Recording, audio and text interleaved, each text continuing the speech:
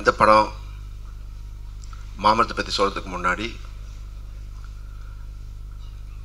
ஜெய் விஜயம் movie actually நாங்கள் எடுத்ததே AQ movies ஆப்பை லான்ச் பண்ணும்போது ஒரு ஸ்மால் பட்ஜெட்டில் நெட்ஃப்ளிக்ஸ் எல்லாமே பார்த்திங்கன்னா ஆரம்பத்தில் கண்டென்ட் சப்ஜெக்ட் வந்து நல்ல ஸ்ட்ராங்காக வச்சுக்கிட்டு ஒரு லோ பட்ஜெட்டில் நியூ கமர்ஸை வச்சு தான் அவங்க ஆரம்பித்தாங்க.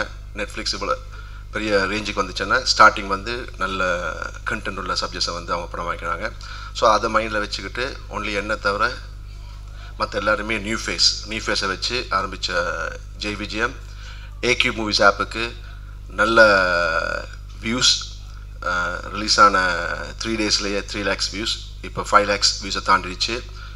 ரொம்ப சந்தோஷமாக இருக்காங்க ஏக்யூ மூவிஸ் ஆப்போட இன்வெஸ்டர்ஸ் எல்லாருமே. ரொம்ப சந்தோஷமாக இருந்துச்சு.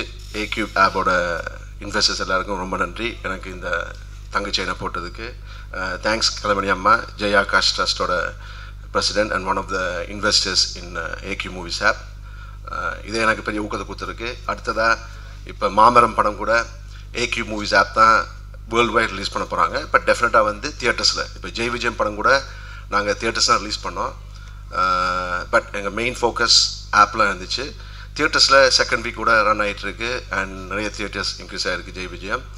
பட் ஜெய் விஜயம் படத்தை விட இந்த படம் மாமரம் டெஃபினட்டாக ஏக்யூ மூவிஸ் ஆப்புக்கு நல்ல பேரை வாங்கி கொடுக்கும், இன்னும் நிறைய பணம் சம்பாதி கொடுக்கும் நம்பிக்கை எனக்கு இருக்குது. ஏன்னா இது என்னுடைய ட்ரீம் ப்ராஜெக்ட்.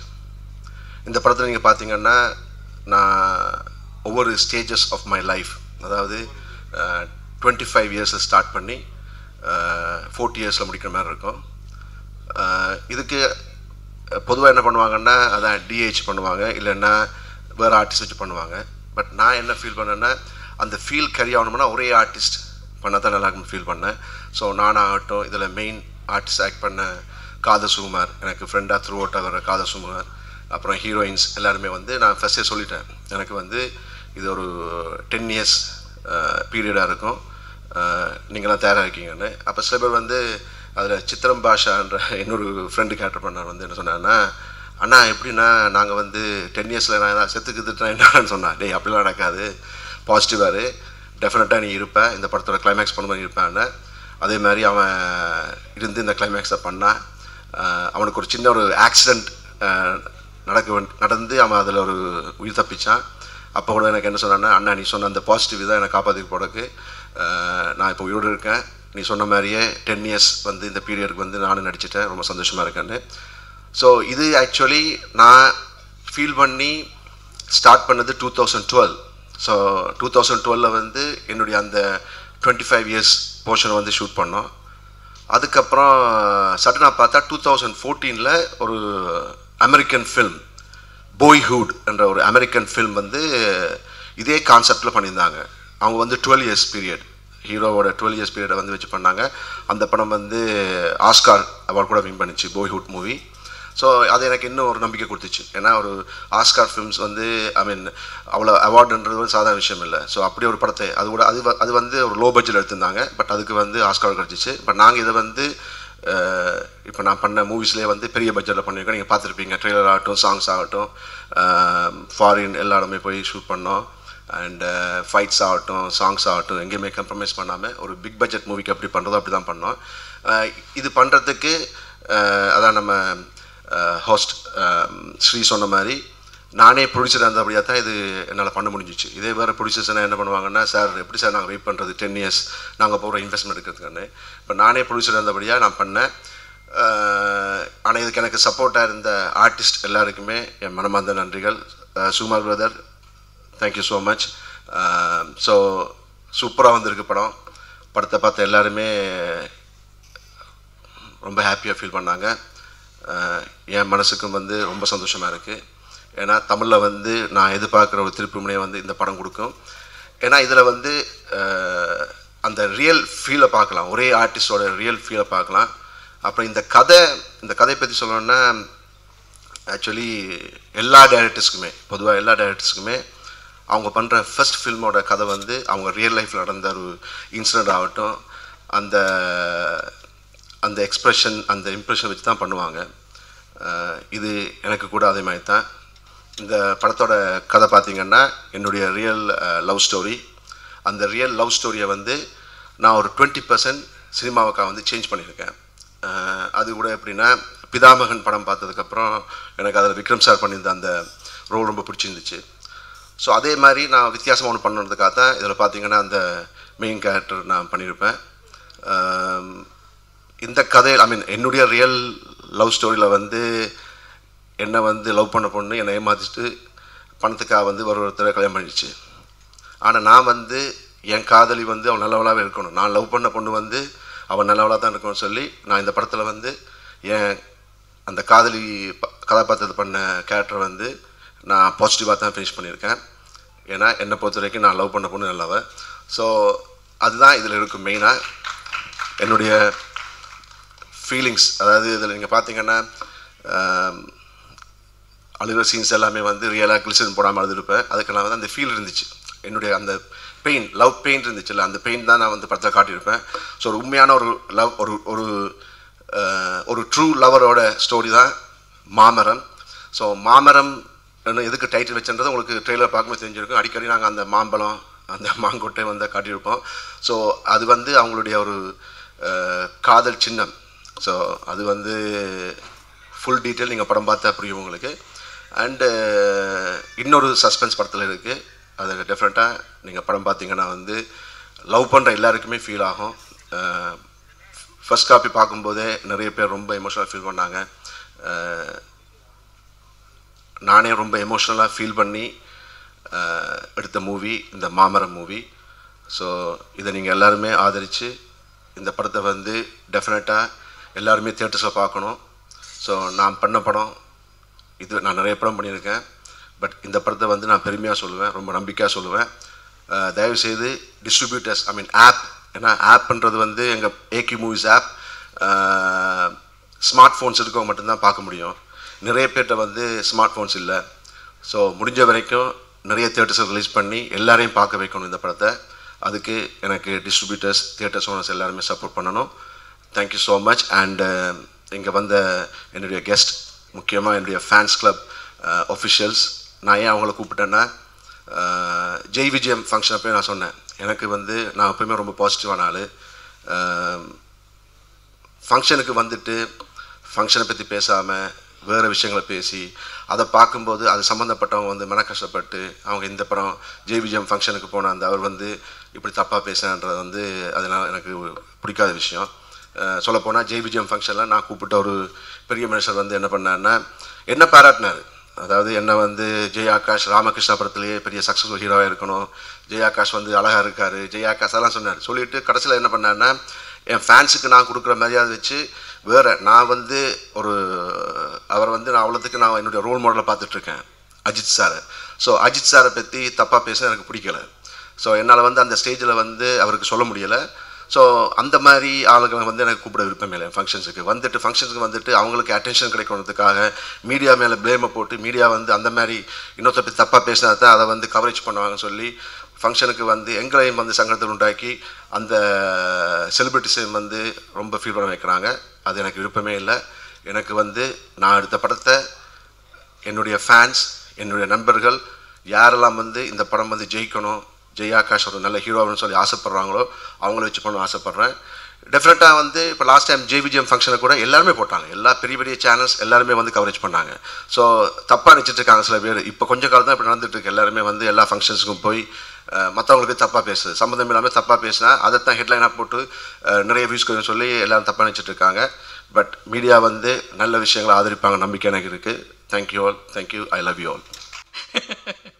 ஆக்சுவலாக அந்த படம் வந்து சித்தூரில் படப்பிடிப்பு தொடங்கி இருந்துச்சு. அப்போ நான் காதல் படத்துக்கு பிறகு நிறைய படங்கள் பண்ணேன். அப்போ அண்ணா ஒரு நாள் கூப்பிட்டு ஜெய் அண்ணா இந்த மாதிரி ஒரு கேரக்டருக்கு பண்ணணும், த்ரோட் ஃப்ரெண்டு கேரக்டர் அப்படின்னு சொல்லிட்டு சரி ஓகேன்னு போய்ட்டு ஒரு 3 நாளாக நடிச்சுட்டு வந்துட்டேன். அவ்வளோதான் முடிஞ்சிச்சு. அதுக்கப்புறம் டப்பிங் போடுற பார்த்தா கூப்பிடவே இல்லை. கொஞ்ச நாள் கழிச்சு அடுத்த வருஷம் ஃபோன் பண்ணுறாரு, புதுப்படம் போல இருக்குன்னு போய் நின்னா அதே கண்டினியூட்டி காஸ்டியூம் கொடுத்து வேறு ஒரு சீனு. அண்ணா என்னது படம் முடியலையா? இல்லை நான் இது இப்போ தான் சொல்லணும் உங்ககிட்ட, இது ஒரு 10 வருஷமாக ஒரு பீரியட் ஃபிலிம் மாதிரி ஒரு அந்த 10 வருஷமாக நடக்கக்கூடிய கதையை நான் அப்படியே சொல்ல போகிறேன். 10 வருஷம்னா தாக்கு பிடிப்ப முடியுமானா? எவ்வளோ விஷயம் நடந்தும் மாறிடும். என்ன விஷயம்னா இதில் இன்னொரு புதுசு இருக்குது. நீங்கள் படம் பார்க்கும்போது தெரிஞ்சுருக்கு உங்களுக்கு. முதல்ல எடுத்த இப்போ நிறைய ஃபுட்டேஜ் பார்த்தீங்கன்னா ஃபிலிமில் எடுத்தது. ஃபிலிமில் எடுத்து அதுக்கப்புறம் அது வந்து இப்போ டிஜிட்டலில் முடிச்சு வச்சுருக்காரு. இப்போ ஒரு படத்தை பார்க்கணும்னு சொன்னால் இந்த படத்தில் ஒரு ஸ்பெஷல் இருக்குது. என்னென்னா, இப்போலாம் ஒரு படம் வந்தோன்னா இந்த படத்தில் வர கேரக்டர்லாம் தெரியணும்னா அதுக்கு முன்னாடி எப்பயோ வந்து ரிலீஸ் ஆன படத்தை ஒரு 20 வருஷம் முன்னாடி அந்த படத்தை பார்த்துட்டு வாங்க அப்படின்னு சொல்லி அப்படிலாம் போகும் இல்லையா? அந்த மாதிரிலாம் கிடையாது. இது ஒரே படத்துக்குள்ளேயே ஒரு 10 வருஷத்துக்கான கேரக்டரை ஒரு 3-4 டைமென்ஷனில் ஏற்றி இறக்கின்னு அவ்வளோ அசுர உழைப்பு. நான் என்னென்னா இப்படி வெயிட் போட்டிங்க, என்னென்னா இவ்வளோ திடீர்னு ஒல்லி ஆகிட்டீங்க அப்படிலாம் கேட்பேன். அந்தளவுக்கு வந்து உழைச்சிருக்காரு இந்த படத்துக்கு. நிச்சயமாக தெரியும் நிறைய சாதனைகள் புரிய வேணும் அப்படிங்கிற சினிமா மேலே ஒரு தீவிரமான காதல் கொண்ட எங்கள் அண்ணன் வந்து அவர் இன்னும் பெரிய உயரம் வரணும் அப்படின்னு நான் எல்லாம் வேண்டிக்கிறேன். அதே மாதிரி இன்னொரு விஷயம் இருக்குது. அதாவது இவ்வளவு திறமைகள் இருக்குது, இவ்வளோ விஷயங்கள் இருக்குது, இவர் இன்னும் ஏன் வரல அப்படின்ற மாதிரியே சொல்லுவாங்க நிறைய பேர். பட் நான் ஒரு விஷயம் சொல்லுவேன். அதுக்கு தான் உலகிலேயே மிக உயரமான சிகரம் வந்து எவரெஸ்ட். அது கண்டுபிடிச்சி பல நூற்றாண்டுகள் இருக்கலாம். கண்டுபிடிச்சதுக்கப்புறம் அது பெரிய சிகரம் இல்லை, அது உருவான நாள்லேருந்து அது பெரிய சிகரம் தான். ஸோ உலகத்துக்கு எல்லாத்துக்குமே அந்த வளர்ச்சி தெரிய வரும்போது அண்ணன் ஒரு சிகரம் அப்படின்னு தெரியும். எனக்கு ரொம்ப ஆச்சரியம். ஏன்னா இதுக்காகவே நிறைய நான் மெனக்கிட வேண்டிய நிறைய பேர் இப்போவும் கேட்குறாங்க என்ன அதே மாதிரி இருக்கீங்க அப்படின்ட்டு. அதுக்கு ஒரு காரணம், ஒரு படம்னு சொல்லாமல் இருந்தேன். இந்த விழாவில் சொல்கிறேன். இந்த உடம்பை ஏற்றாமல் டேய் அதே ஸ்டூடெண்ட் மாதிரியே இருக்கணும். அது எப்போ கூப்பிட்டாலும் அந்த ஷேவ் பண்ணிட்டு அவனுக்கு எப்படி இருக்கணுமோ அதே மாதிரி இருக்கணும்னு சொல்லிட்டே இருப்பார். மிகப்பெரிய முயற்சி இது. உண்மையிலே வந்து சக்ஸஸ் ஆகணும். இந்த படத்தை பார்த்ததுக்கப்புறம் காதலர்கள்லாம் ஒரு விஷயம் பண்ணுவாங்க. கண்டிப்பாக ஒரு பழத்தை வாங்கி ஒன்றா சாப்பிட்டுட்டு அந்த மரத்தை வந்து அந்த விதையை போட்டு அந்த மரம் வளர வர காதலும் வளரணும். அந்த மாதிரி ஒரு மெசேஜ் இதில் இருக்குது. சூப்பராக இருக்குது. அதை தாண்டி இன்னொரு சஸ்பென்ஸ் இருக்குது. அது படம் பார்க்கும்போது தான் தெரியும். ஸோ நிறைய சுவாரஸ்யங்கள் இந்த படத்தில் இருக்குது. இந்த மாதிரி ஒரு முயற்சிகள் வந்து அபூர்வமாக தான் எங்கேயாவது நிகழும். அண்ணா சொன்ன மாதிரி ஹாலிவுட்டில் அந்த பாய்வுட் அந்த படத்துக்கு பிறகு தமிழில் இந்தியாவில் முதலாக இப்படி ஒரு படம் எடுத்திருக்காங்க அப்படின்னு சொன்னால் அது இந்த படம் தான். அந்த படத்தில் நானும் ஒரு நடிகனாக நடித்ததில் ரொம்ப பெருமைப்படுறேன். இதில் காமெடிங்கிற விஷயத்தை தாண்டி நான் ஒரு பெரிய சீரியஸ் ரோல் ஒன்று பண்ணியிருப்பேன். அதை ரொம்ப அழகாக பண்ணியிருந்தார். படம் பார்க்கும்போது எனக்கே என்னை பார்த்து அழுக வர அளவுக்கு இருக்குது. ஆனால் படம் பார்த்தா ரொம்ப இம்ப்ரெஸ் ஆகிடும். ஸோ இந்த போன்ற நிறைய முயற்சிகள் சினிமாவில் வரணும். அதுக்கு ஒரு முன்னுதாரணம் தான் எங்களோட ஜெயாகாஷ் அண்ணன். இந்த மாமரம் மிகப்பெரிய மரமாக சினிமாவில் ஒரு அடையாளமாக இருக்கும் அப்படின்னு எல்லா வளையறேன் வேண்டிக்கிறேன். நன்றி, வணக்கம். இந்த படம் வந்து எனக்கு இது ரிலீஸ் பிளான் பண்ணியிருக்கேன். மாமரம் அது ஒரு பெரிய கான்செப்ட். அதில் நிறைய கெட்டப்புன்னு சொன்னார். ஆனால் இப்படி ஒரு கெட்டப்புன்னு எனக்கு தெரியாது. நிறைய கெட்டப் இருக்குது அப்படின்னு சொல்லிட்டு பார்த்தா 10 இயர்ஸாக வந்து அந்த டிரான்சிஷனை படம் பண்ணியிருக்காரு அப்படின்னு சொல்கிறாங்க. ஆனால் ஜெயாகாஷ் அவர்களுக்கு நான் வந்து சொல்கிறது என்னென்னா, நீங்கள் மட்டும் இல்லை, இன்றைக்கி சினிமா இண்டஸ்ட்ரியில் சில பேர் இப்படியே படமே எடுக்கிறாங்க. காசு வரும்போது கொஞ்சம் கொஞ்சமாக எடுக்கிறாங்க. நான் வந்து 4 வருஷம் நடித்த படம்லாம் உண்டு. சில பேர் கமிட் ஆகிட்டு அவங்களால முடியல, கொஞ்சம் லொக்கேஷன் இது இல்லை, வேறு ஒரு இஷ்யூஸ் ஆகிடுச்சு, அப்புறம் ப்ரொடியூசரே மாற்றிட்டோம் அப்படின்வாங்க.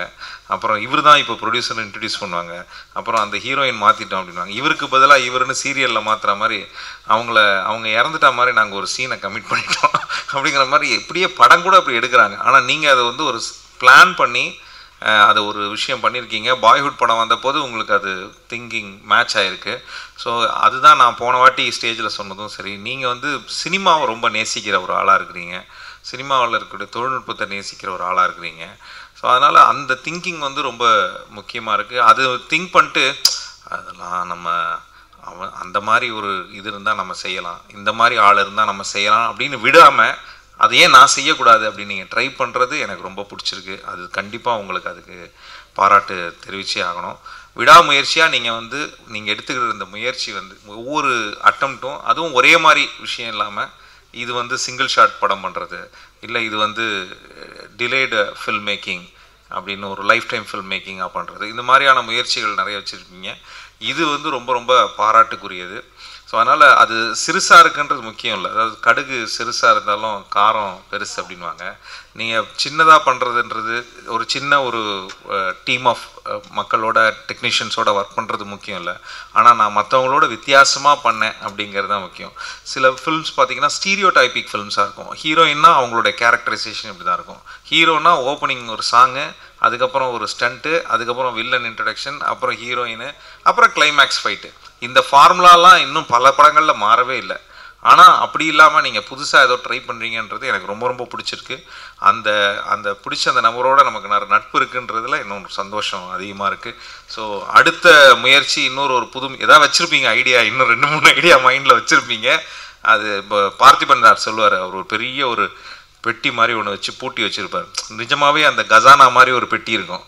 இது ஃபுல்லாக நிறைய ஸ்கிரிப்ட் இருக்குது, இன்னொன்று திறக்கவே இல்லை. அதில் ஒன்று தான் ஒத்த செருப்பு, இன்னொன்று தான் நம்ம இந்த சிங்கிள் ஷாட் படம் அப்படின்னு சொல்லுவார். அந்த அளவுக்கு வந்து நிறைய பேர்கிட்ட அவர்கிட்ட இன்டர்வியூக்கு போனவங்கள்ட்டலாம் அவர் சொல்லியிருக்காரு. அவங்க நிறைய பேர் என்கிட்ட சொல்லியிருக்காங்க. அப்படின்னா எவ்வளோ ஐடியாஸ் அவர் வச்சுருக்காரு. அது மாதிரி நீங்கள் வந்து பெட்டி வச்சுருக்கீங்களா இல்லை இந்த மாதிரி இதயத்தில் வச்சுருக்கீங்களா அப்படின்னு தெரியல. வாழ்த்துக்கள். ஆனால் சுகுமார் சார் சொன்ன மாதிரி எனக்கு அதில் ஒரு பெரிய ஆச்சரியம் என்னன்னா, நல்ல வேளை இவர் மாமரம்னு வச்சு ஒரு கான்செப்ட் வச்சு படம் பண்ணிட்டார். நீங்கள் பலாமரம்னு வச்சுருந்தீங்கன்னா ரொம்ப கஷ்டமாக போயிருக்கும். எத்தனை பழத்தை அந்த ஹீரோயின் சாப்பிட்டு அந்த கொட்டையெல்லாம் பல மரங்களாக வந்து அப்புறம் அந்த ஹீரோ எல்லா மரத்துக்கிட்டையும் போய் உட்காந்து ஒரு புல்டோசரை தடுக்கலாம். இல்லை ரொம்ப டஃப்பாக போயிருக்கும். அதனால் மாமரம்ங்கிறது ஒரு ஈஸியான பெஸ்ட்டான கான்செப்டாக அமைஞ்சுது. வாய்ப்பளித்த அனைவருக்கும் நன்றி. இந்த டீமுக்கு வாழ்த்துக்கள். உங்களுக்கு சிறப்பான வாழ்த்துக்கள்னா தொடர்ந்து இந்த மாதிரி முயற்சிகள் பண்ணிகிட்டே இருங்க. குறிப்பாக இந்த ரசிகர்களை கூட்டிகிட்டு போகிற இந்த ஒரு பயணம் வந்து ரொம்ப சிறப்பான ஒரு பயணம். பத்திரிகை நண்பர்களுக்கும் மேடையில் விட்டிருக்கிற அனைவருக்கும் வந்து ரசித்த பார்த்து பங்களித்த அனைவருக்கும் நன்றி கூறி விடைபெறுகிறேன். நன்றி. ஆக்சுவலி ஜெய் விஜயம் ட்ரெய்லர் ரிலீஸ் வரும்போதே நான் சொல்லியிருந்தேன் கண்டிப்பாக இந்த படம் மிகப்பெரிய வெற்றி அடையும் அப்படின்னு சொல்லிட்டு. ஏன்னா அவருடைய பாசிட்டிவிட்டிக்கும் விடாமுயற்சிக்கும் நிச்சயமாக பலன் உண்டு. அதை இப்போ நம்ம பார்த்தோம், அதை கொண்டாடிட்டு இருக்கிறாங்க. ஸோ இந்த நேரத்தில் நண்பர் ஜெய ஆகாஷுக்கு என்னுடைய வாழ்த்துக்களை தெரிவித்துக் கொள்கிறேன். இந்த படம் ஆக்சுவலி பார்க்கும்போது ஒரு புதுமையாக இருந்தது. எல்லாத்துலேயுமே புதுமை செஞ்சிட்டு இருக்கிற ஜெய ஆகாஷ் இதுலேயும் ஒரு புதுமை பண்ணிகிட்டு இருக்கிறாரு. இந்த மாமரம் அப்படிங்கிறது ஒரு 50-60 வருஷம் நின்று பலன் கொடுக்கும் மரம் அப்படின்னு சொல்லுவாங்க. நம்ம அந்த பெருமை மாமரத்துக்கு மட்டும்தான் உண்டு. ஸோ அந்த மாதிரி ஒரு பேருள்ள ஒரு படத்தை 10 வருஷமாக எல்லாம் நிறைய பேர் பீரியட் ஃபிலிம்னு எடுப்பாங்க. இவர் வித்தியாசமாக லைஃப் பீரியட் ஃபிலிம்னு எடுத்துகிட்டு இருக்காரு. ஸோ அவருடைய லைஃபே படமாக எடுத்துகிட்டு இருக்காரு. ஐ திங்க் இந்த முயற்சி வேறு யாரும் பண்ணவே முடியாதுன்னு நினைக்கிறேன். இப்போ பார்க்குறது அவருடைய 40 வருஷத்தில் மாமரம் பார்ட் 1 வந்திருக்கு. ஐ திங்க் 50 வயசில் மாமரம் பார்ட் 2 எடுப்பாருன்னு நினைக்கிறேன். 60 வருஷத்தில் பார்ட் 3. ஏன்னா இது ஜெய ஆகாஷால் மட்டும்தான் முடியும். ஒவ்வொரு படம் முடிக்கும் போதும், ஏன்னா ஒரு வருஷத்தில் 3 படம் பண்ணிட்டு இருக்காரு. ஒவ்வொரு படம் முடிக்கும் போதும் இதுக்குன்னு ஒரு 5 நாள் கால் ஷீட் ஒதுங்கினாருன்னா அடுத்து பார்ட் 2 ரெடி ஆகிடும், அடுத்து பார்ட் 3. இந்த மாதிரி நிறைய மாமரம் பார்ட் 3, பார்ட் 4, பார்ட் 5ன்னு பார்க்கணுன்னு ஆசைப்படுறேன். இந்த லைஃப் பீரியட் படம் ஒரு புது முயற்சி. இதை வெற்றி பெற ஜெய ஆகாஷுக்கும் அதன் குழுவினருக்கும் அனைவருக்கும் வாழ்த்துக்கள். நன்றி.